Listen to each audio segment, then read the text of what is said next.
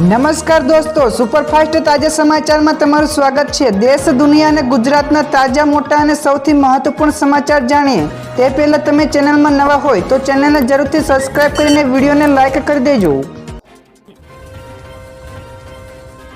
સૌથી પહેલા દોસ્તો આપણે વાત કરીએ તો ગુજરાતમાં ઠંડીમાં ઘટાડો તો માવઠાની શક્યતા તો રાજ્યમાં ઠંડીમાં ઘટાડો નોંધાયો છે। તો આ તરફ નલિયામાં સૌથી ઓછું તાપમાન નોંધાયું છે। તો ઉત્તર પૂર્વના પવનો ફૂંકાતા બંધ થતા તાપમાનમાં વધારો થયો છે। તો રાજ્યના તમામ શહેરોમાં 2 થી 3 ડિગ્રી તાપમાન વધ્યું છે। તો રાજસ્થાનમાં સાયક્લોનિક સર્ક્યુલેશન સક્રિય હોવાથી વાદળછાયું વાતાવરણ બની શકે છે। તો હવામાન વિભાગે આગામી 2 થી લઈને 3 ફેબ્રુઆરીએ રાજ્યમાં કમોસમી વરસાદની આગાહી કરી છે। તો દોસ્તો બીજા સૌથી મોટા સમાચાર સામે આવ્યા છે। ટ્રેક્ટર ખરીદવા માટે ખેડૂતોને મળશે આટલા હજાર રૂપિયાની સહાય। તો રાજ્ય સરકારના કૃષિ, ખેડૂત કલ્યાણ અને સહકાર વિભાગ દ્વારા ખેડૂતો માટે AGR 50 ખેડૂતોને ટ્રેક્ટર ખરીદવા માટેની સહાય શરૂ કરવામાં આવી છે, જેમાં 40 જેટલા PTO હોર્સ પાવર સુધીના મોડેલ માટે ખર્ચના 25% અથવા તો ₹45,000 થી મર્યાદામાં 2 માંથી જે ઓછું હોય તે સરકાર માન્ય મોડેલની ખરીદી કરવાની રહેશે। તો લાભ લેવા માટે આ ખેડૂત પોર્ટલ પર જઈને અરજી કરી શકો છો।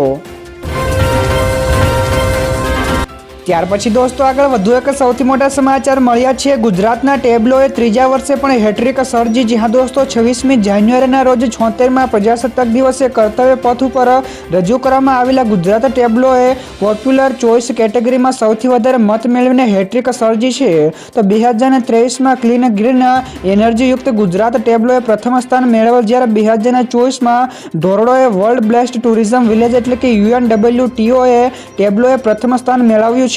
તો આ વખતે આનંદપુરથી લઈને એકતાનગર સુધીની વિરાસતથી વિકાસનો અદ્ભુત સંગમ હતો। તો ટેબ્લોએ પ્રથમ સ્થાન મેળવ્યું છે।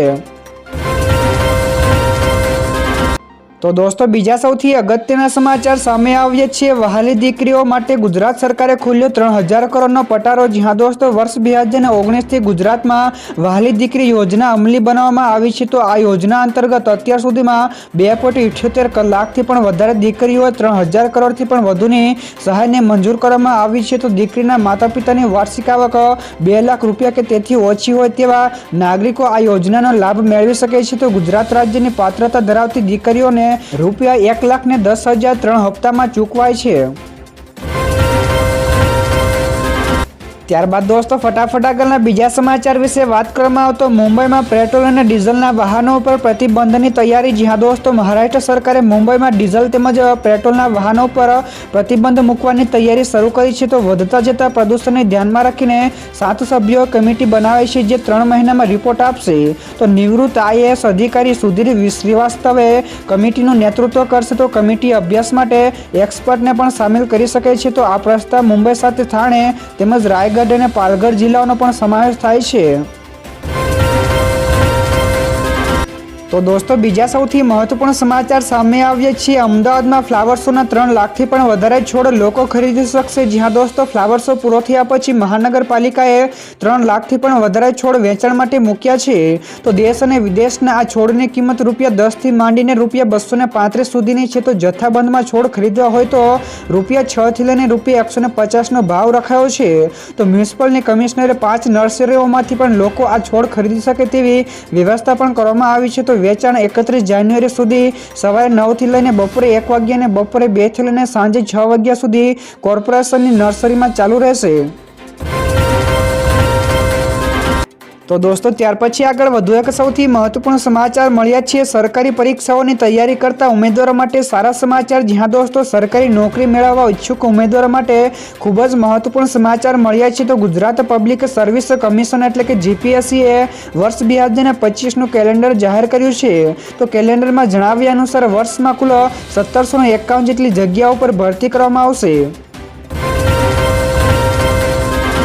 ત્યાર પછી આગળ દોસ્તો વધુ એક સૌથી અગત્યના સમાચાર મળ્યા છે। ચૂંટણી માટેના મુહૂર્તિયાઓ નક્કી કરવાનું મુહૂર્ત આવી ગયું। જ્યાં દોસ્તો જૂનાગઢ મનપા તેમજ 66 જેટલી નગરપાલિકાઓ સહિત પંચાયતની પેટા ચૂંટણીઓની જાહેરાત કરવામાં આવી છે।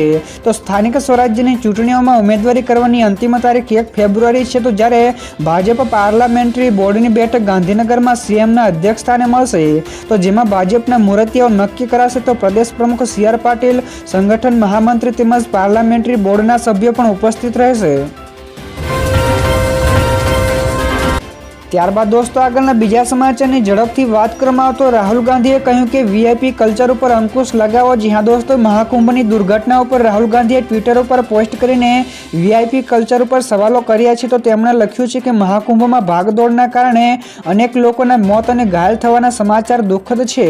જ્યારે આ દુઃખદ ઘટના માટે અણઘટ વહીવટ અને શ્રદ્ધાળુઓ કરતા વીઆઈપી લોકો ઉપર પ્રશાસનનું વિશેષ ધ્યાન જવાબદાર છે.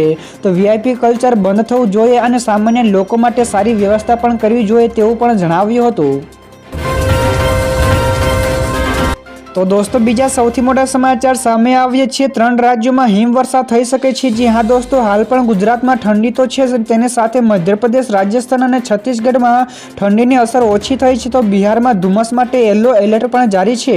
તો આજે જમ્મુ અને કાશ્મીર, લદ્દાખ અને હિમાચલ પ્રદેશમાં પણ વરસાદ અને હિમવર્ષા થઈ શકે છે. તો કાશ્મીરમાં આ વખતે અસામાન્ય હવામાનમાંથી પસાર થઈ રહ્યું છે. તો જમ્મુ અને કાશ્મીરમાં 31 ડિસેમ્બરે શરૂ થયેલા ચિલ્લે અને કલાનને સમાપ્ત થવામાં હજુ એક દિવસ બાકી છે. તો 40 દિવસનો તીવ્ર ઠંડીનો સમયગાળો 30 જાન્યુઆરીએ પૂરો થશે. તો દોસ્તો ત્યાર પછી આગળ વધુ એક સૌથી મોટા સમાચાર મળ્યા છે. ઈસરોએ રચ્યો ઇતિહાસ, તો 100મું મિશન લોન્ચ કર્યું. જી હા દોસ્તો, ઈસરોએ આંધ્રપ્રદેશના શ્રી હરિકોટાથી લોન્ચ વ્હીકલ GSLV F-15 દ્વારા તેનું 100મું મિશન લોન્ચ કર્યું છે. તો 100મા મિશનમાં NVS-02 નેવિગેશન સેટેલાઇટ લોન્ચ કરવામાં આવ્યો છે. તો NAVLCમાં 5 બીજી પેઢીઓના ઉપગ્રહોનો પણ સમાવેશ થાય છે. તો આ નેવિગેશન સેટેલાઇટ NVS-02 પરિવહનમાં તેમજ યોગ્ય ટ્રેકિંગ તેમજ માર્ગદર્શન આપવામાં મદદ કરશે. તો આ સફળ લોન્ચિંગની સાથે જ ઈસરોએ પણ ઇતિહાસ રચ્યો છે. તો દોસ્તો બીજા સૌથી અગત્યના સમાચાર સામે આવ્યા છે. આ તારીખથી સુરતમાં હેલ્મેટ ફરજિયાત. જી હા દોસ્તો, સુરત શહેર પોલીસે હેલ્મેટને લઈને સ્પેશિયલ ડ્રાઈવ શરૂ કરશે અને આ ડ્રાઈવ 15 ફેબ્રુઆરી પછી શરૂ કરવામાં આવશે. તો જે પણ વાહન ચાલકો 2 વ્હીલર્સ ઉપર હેલ્મેટ વગર પકડાશે તો તેની સામે કાયદાકીય કાર્યવાહી કરવામાં આવશે. તો સાથે સાથે સુરત પોલીસ પણ શહેરીજનોને દંડ આપવા માટે પણ તૈયાર છે. તો કોઈની પણ ભલામણ ચાલશે નહીં, એટલે કે હેલ્મેટ પહેરીને જ બહાર નીકળજો. ત્યાર પછી આગળ દોસ્તો વધુ એક સૌથી અગત્યના સમાચાર મળ્યા છે. સોનું ફરી એકવાર ઓલ ટાઈમ હાઈ ઉપર પહોંચ્યું. જી હા દોસ્તો, સોનાની ચમક દિવસે ને દિવસે મોંઘી થતી જાય છે. તો ગઈકાલે સોનાના ભાવમાં વધારો થતાં ટ્રેડિંગ સેશન્સમાં તેની કિંમત ₹80,819 પ્રતિ 10 ગ્રામના નવા રેકોર્ડ બ્રેક લેવલે પહોંચી ગઈ છે. તો ગઈકાલે સોનું 80,325 સાથે ખુલ્યું હતું, જેમાં ₹73નો વધારો થતાં તેનો ભાવ ₹80,362 ઉપર ટ્રેડ કરી રહ્યો છે. તો આંતરરાષ્ટ્રીય બજારમાં સોનાના ભાવ પ્રતિ ઔષધે $2,800 નજીક પહોંચ્યો છે. તો ચાંદીમાં પણ પ્રતિ કિલોએ ₹678નો વધારો થતાં ચાંદીના ભાવ 90,428 અંક ઉપર બંધ પહોંચ્યા છે. ત્યારબાદ દોસ્તો ફટાફટ આગળના બીજા સમાચાર વિશે વાત કરવામાં આવે તો રેલી દરમિયાન મહાકુંભમાં અકસ્માત ઉપર પીએમ મોદીએ દુઃખ વ્યક્ત કર્યું છે. જી હા દોસ્તો, દિલ્હીમાં રેલી દરમિયાન મહાકુંભમાં અકસ્માત ઉપર થયેલા પીએમ મોદીએ દુઃખ વ્યક્ત કર્યું છે અને કહ્યું કે થોડા સમય માટે સ્નાન રોકાયું, પરંતુ મહાકુંભમાં હવે સ્નાન ચાલુ છે. તો જેમણે પોતાના પ્રિયજનો ગુમાવ્યા અને તેમના પ્રત્યે સંવેદના વ્યક્ત કરું છું. તો હું યુપી સરકારના સંપર્કમાં છું. તો મહાકુંભમાં કરોડો શ્રદ્ધાળુઓ પહોંચી રહ્યા છે. તો મહાકુંભમાં બનેલી ઘટનાના અત્યંત દુઃખદ છે. તો ઘાયલોના ઝડપીથી સ્વાસ્થ્ય માટેની કામના પણ વ્યક્ત કરી છે. તો દોસ્તો બીજા સૌથી મહત્વપૂર્ણ સમાચાર સામે આવ્યા છે. મુકેશ અંબાણીની વિદ્યાર્થીઓને સોનેરી સલાહ. જી હા દોસ્તો, મુકેશ અંબાણીએ ગુજરાતની પંડિત દીનદયાળ એનર્જી યુનિવર્સિટીમાં વિદ્યાર્થીઓને સલાહ આપતા કહ્યું કે વિદ્યાર્થીઓએ આર્ટિફિશિયલ ઇન્ટેલિજન્સનો એટલે કે AIનો ઉપયોગ કરવો જોઈએ, પરંતુ સાથે સાથે બુદ્ધિનો પણ ઉપયોગ કરવાનું બંધ ન કરતા તો યુનિવર્સિટીની બહાર તમારી સૌથી મોટી યુનિવર્સિટી ઓફ લાઈફમાં પ્રવેશ લેવો પડશે. તો જ્યાં કોઈ પણ કેમ્પસ, વર્ગખંડ કે શિક્ષકો નહીં હોય તો તમારે તમારા દમ ઉપર આગળ વધવું પડશે. તો દોસ્તો ત્યાર પછી આગળ વધુ એક સૌથી મહત્વપૂર્ણ સમાચાર મળ્યા છે. રાહુલ ગાંધીના નિવેદન ઉપર કેજરીવાલનો પલટવાર. જ્યાં દોસ્તો મોદી સામે કેજરીવાલ ધ્રુજે છે, તેવા રાહુલ ગાંધીના નિવેદન ઉપર કેજરીવાલે વળતો પ્રહાર કર્યો છે. તો તેમણે ટ્વિટર પર લખ્યું છે કે લીકર સ્કેમ જેવા નકલી કેસ બનાવીને મોદી લોકોને જેલમાં નાખે છે. તો નેશનલ હેરોલ્ડ જેવા ઓપન એન્ડ શટ કેસમાં પણ તમને અને તમારા પરિવારને હજુ સુધી કેમ ધરપકડ કરવામાં આવી નથી? તો રોબર્ટ વાડ્રાને ભાજપ તરફથી ક્લીન ચીટ પણ કેવી રીતે મળી, તેમજ દેશ જાણે છે કે કોણ કાયર છે અને કોણ બહાદુર છે તેવું પણ જણાવ્યું હતું. તો દોસ્તો ત્યાર પછીના આગળના બીજા સમાચાર શેર માર્કેટ વિશે પણ મળ્યા છે. તો ભારતીય શેર બજાર ગ્રીન ઝોનમાં બંધ થયું. જ્યાં દોસ્તો ભારતીય શેર બજાર ગઈકાલે ગ્રીન ઝોનમાં બંધ થયું. તો સેન્સેક્સમાં 653 પોઈન્ટના ઉછાળા સાથે 76,555ના સ્તરે બંધ થયો હતો.